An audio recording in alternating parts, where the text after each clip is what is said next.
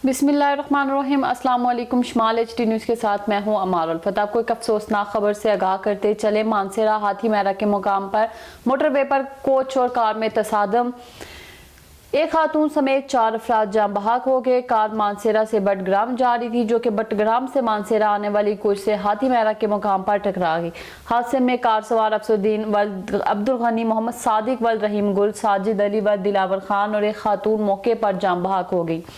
जान बहक होने वाले तमाम अफराद का ताल्लुक जिला शांगला से है। जान बहक होने वाले अफराद की नाशी किंग अब्दुल्ला अस्पताल पहुंचा दी गई। आपको एक अफसोसनाक खबर से आगाह करते चले। मानसेरा हाथी मैरा के मुकाम पर मोटरवे पर कोच और कार में तसादम, एक खातून समेत 4 अफराद जान बहक हो गए। कार मानसेरा से बटग्राम जा रही थी, जो कि बटग्राम से मानसेरा आने वाली कोच से हाथी मैरा के मुकाम पर टकरा गई। हादसे में कार सवार अफसुद्दीन वल्द अब्दुल गनी, मोहम्मद सादिक वल्द रहीम गुल, साजिद अली वल्द दिलावर खान और एक खातून मौके पर जान बहक हो गए। जान बहक होने वाले तमाम अफराद का ताल्लुक जिला शांगला से है। जान बहक होने वाले अफराद की नाशी किंग अब्दुल्ला अस्पताल पहुंचा दी गई।